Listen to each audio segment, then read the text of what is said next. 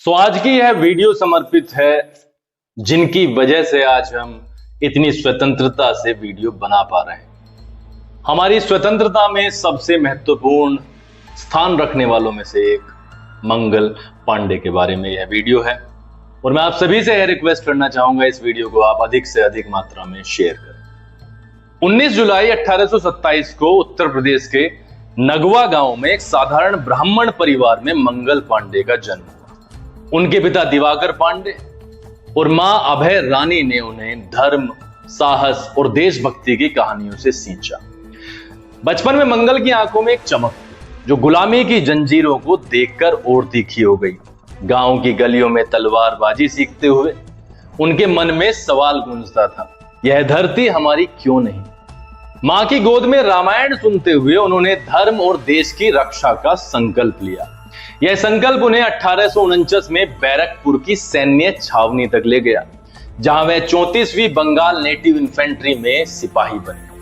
मंगल का मन गुलाम नहीं था, उनकी आत्मा में आजादी की आग सुलग रही थी।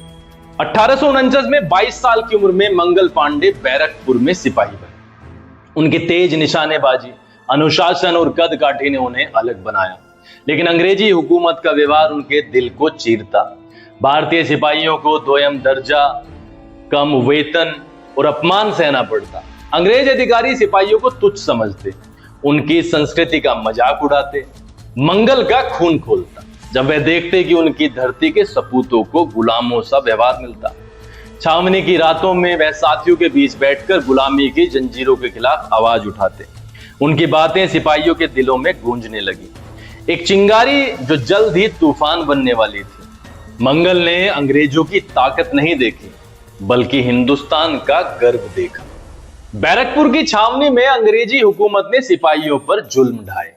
कठिन ड्रिल, कोड़ों की सजा और अपमान रोजमर्रा का हिस्सा थे। भारतीय सिपाहियों को जानवरों से बदतर समझा जाता। मंगल ने देखा कि उनकी संस्कृति, उनका धर्म खतरे में था। मंदिर में प्रार्थना करते हुए उनके मन में गुलामी का दर्द और गहरा होता। वह साथियों को समझाते कि उनकी मिट्टी की इज्जत दांव पर है। अंग्रेजों की नीतियां, जाति धर्म तोड़ने की कोशिश, भारतीय परंपराओं का अपमान मंगल के लिए असहनीय था। उनकी आवाज छावनी में गूंजने लगी, जैसे कोई तूफान आने से पहले की सनसनाहट हो। मंगल का गुस्सा केवल उनका नहीं, हर सिपाही का गुस्सा बन रहा था। जनवरी 1857 में अंग्रेजों ने एनफील्ड राइफल पेश की, जिसके कारतूस में गाय और सुअर की चर्बी की अफवाह ने सिपाहियों में आग लगा दी। हिंदुओं के लिए गाय पवित्र थी, मुस्लिमों के लिए सुअर हराम था। यह कारतूस सिर्फ हथियार नहीं, बल्कि धर्म और आस्था पर हमला था। मंगल पांडे ने इसे गुलामी की सबसे बड़ी जंजीर माना। छावनी में उनकी आवाज गूंजी, यह हमारी आस्था को कुचलने की साजिश है। सिपाहियों के बीच खुसर फुसर बढ़ी और मंगल का गुस्सा एक चिंगारी बन गया। इतिहासकार सॉल डेविड का मानना है कि यह अफवाह सच थी जिसने सिपाहियों को एकजुट किया। मंगल ने इस अपमान को सहने से इनकार कर दिया। मंगल पांडे की बहादुरी सिर्फ तलवार की नहीं थी। रात के अंधेरे में बैरकपुर की छावनी में गुप्त बैठकें होती थी। इतिहासकार मुखर्जी के अनुसार मंगल शायद एक बड़ी साजिश का हिस्सा थे, जो अंग्रेजी हुकूमत को उखाड़ने की योजना थी। मंगल ने हिंदू और मुस्लिम सिपाहियों को एकजुट किया, उनके बीच धर्म की दीवारें तोड़ी। उनकी रणनीति थी एक दुश्मन, एक लड़ाई। गुप्त संदेश, छिपे हुए नक्शे और रातों की बातें। मंगल ने सिपाहियों में आजादी का जुनून भरा। उनकी दूरदर्शिता ने अंग्रेजों को चकमा दिया और छावनी में बगावत की सुगबुगाहट बढ़ने लगी। कारतूस विवाद ने बैरकपुर की छावनी को बारूद का ढेर बना दिया। मंगल पांडे की आवाज सिपाहियों के दिल में उतर गई। रात की बैठकों में वह हिंदू मुस्लिम सिपाहियों को एकजुट करते, कहते कि उनका धर्म अलग हो सकता है, लेकिन गुलामी का दर्द एक है। सिपाहियों में बेचैनी बढ़ी, हथियार जांचे जाने लगे, अंग्रेजों को भनक लगी, लेकिन मंगल का जुनून रुकने वाला नहीं था। उनकी बातें छावनी से बाहर निकली, अन्य छावनियों तक पहुंची। यह बगावत की शुरुआत थी, एक ऐसी आग जो मंगल की चिंगारी से भड़कने वाली थी। 29 मार्च 1857 को बैरकपुर का परेड ग्राउंड इतिहास का गवाह बना। बैरकपुर में तैनात 34वीं बंगाल नेटिव इन्फेंट्री के लेफ्टिनेंट बाग को सूचना मिली कि उनकी रेजिमेंट के कई सिपाही बेहद उत्तेजित अवस्था में हैं। उन्हें बताया गया कि उन्हीं में से एक सिपाही मंगल पांडे रेजिमेंट के गार्ड रूम के सामने परेड ग्राउंड पर एक भरी हुई बंदूक के साथ चक्कर लगा रहा है। वह अपने साथियों को बगावत के लिए उकसा रहा था और धमकी दे रहा था कि जो भी पहला अंग्रेज उसकी नजरों के सामने आएगा वह उसे गोली मार देगा। बाद में हुई पूछताछ में दर्ज बयान के अनुसार मंगल पांडे पहले से ही सिपाहियों के बीच फैली बेचैनी में था। उसे जैसे ही यह खबर मिली कि ब्रिटिश सैनिकों की एक टुकड़ी स्टीमर से उतर रही है और छावनी की ओर बढ़ रही है, वह अपने हथियार लेकर क्वार्टर गार्ड की ओर दौड़ा। लेफ्टिनेंट बाग ने तुरंत खुद को हथियारों से लैस किया और घोड़े पर सवार होकर घटनास्थल की ओर दौड़े। मंगल पांडे क्वार्टर गार्ड के सामने एक तोप के पीछे छिप गया और वहीं से बाग को निशाना बनाकर गोली चलाई। गोली बाग को नहीं लगी लेकिन घोड़े के पिछले हिस्से में जा लगी, जिससे घोड़ा और बाग दोनों जमीन पर गिर पड़े। बाग ने तुरंत खुद को संभाला, अपनी पिस्तौल निकाली और पांडे पर गोली चलाई, लेकिन वह भी चूक गए। इससे पहले कि बाग अपने तलवार निकाल पाते, मंगल पांडे ने एक भारी तलवार से उन पर हमला कर दिया और उनके कंधे और गर्दन पर वार करते हुए उन्हें जमीन पर गिरा दिया। उसी समय एक और सिपाही शेख पलटू ने हस्तक्षेप किया और पांडे को रोकने की कोशिश की जब वह अपनी बंदूक को फिर से लोड कर रहा था। एक ब्रिटिश सर्जेंट मेजर ह्यूसन, जिन्हें एक भारतीय नायक ने बुलाया था, बाग के पहुंचने से पहले ही परेड ग्राउंड पर पहुंच चुके थे।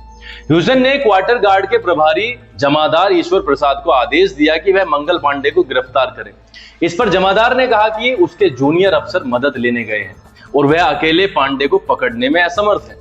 ह्यूसन ने ईश्वर प्रसाद को आदेश दिया कि वह अपने गार्ड को हथियारों के साथ लाइन में खड़ा करे। उसी दौरान लेफ्टिनेंट बाग पहुंचे और चिल्लाते हुए पूछने लगे, वो कहां है, वो कहां है। ह्यूसन ने उन्हें चेतावनी दी, दाईं ओर जाइए सर, अपनी जान बचाइए, वह सिपाही आप पर गोली चलाएगा। ठीक उसी समय मंगल पांडे ने गोली चला दी। ह्यूसन, जो बाग की मदद को आए थे, तभी मंगल पांडे से भिड़ गए। लड़ाई के दौरान मंगल पांडे ने अपनी बंदूक के पिछले हिस्से से ह्यूसन पर वार किया और उन्हें पीछे से गिरा दिया। गोलियों की आवाज सुनकर अन्य सिपाही भी पैरों से बाहर आ गए, लेकिन वे सिर्फ मूक दर्शक बने रहे। शेखू पलटू, जो दोनों अंग्रेज अफसरों की रक्षा कर रहे थे, उन्होंने दूसरे सिपाहियों से मदद की अपील की, लेकिन जवाब में वे सिपाही उनकी पीठ पर पत्थर और चप्पलें फेंकने लगे। पलटू ने क्वार्टर गार्ड से कहा कि वे मंगल पांडे को पकड़ने में मदद करें, लेकिन उन्होंने पलटू को धमकी दी कि अगर उसने मंगल पांडे को नहीं छोड़ा तो वे उसी पर गोली चला देंगे। बाद में क्वार्टर गार्ड के कुछ सिपाही आगे बढ़े और जमीन पर पड़े दोनों अंग्रेज अफसरों पर हमला किया।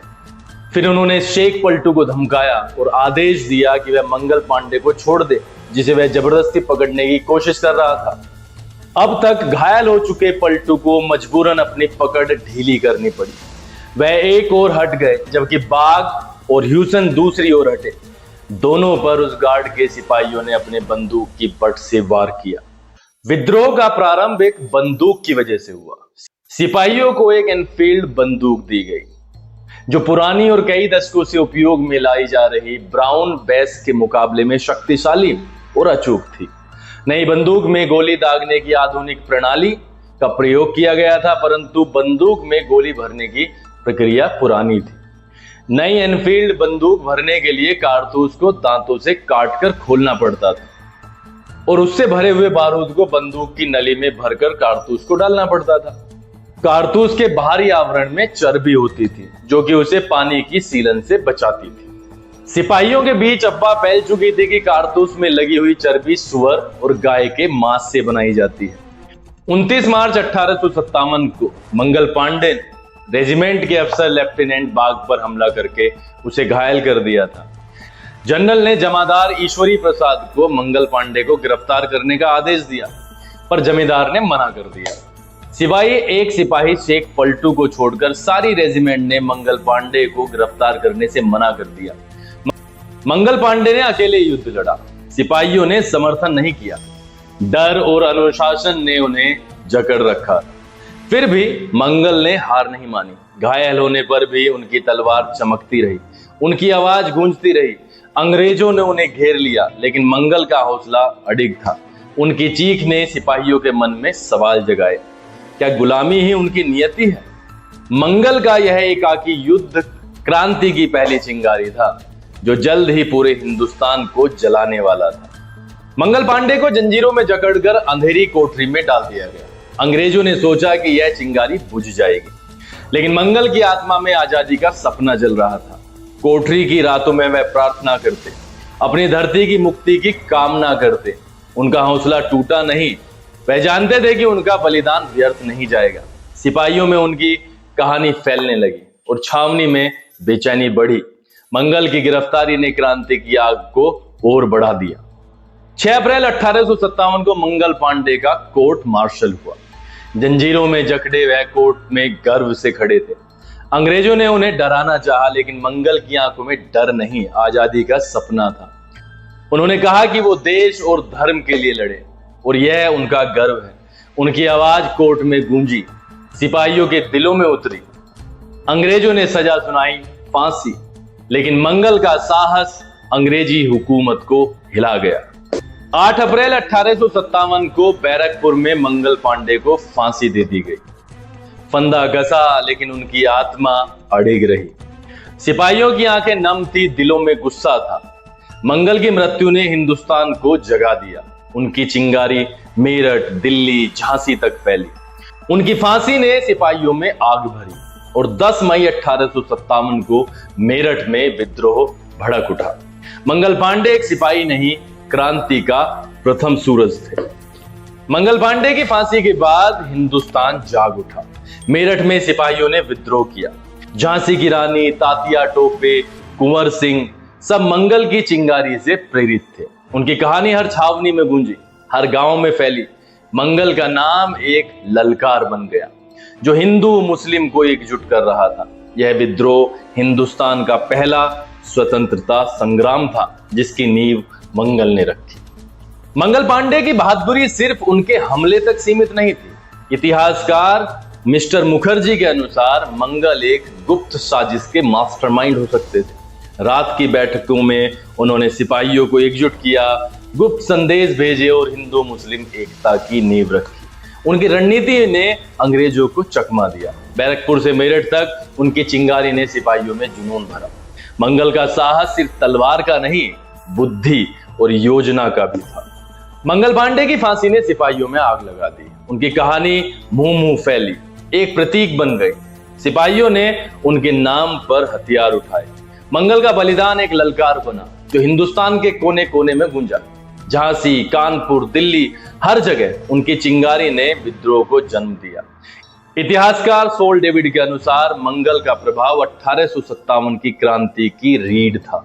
उनकी मृत्यु ने सिपाहियों को गुलामी की जंजीरें तोड़ने का हौसला दिया।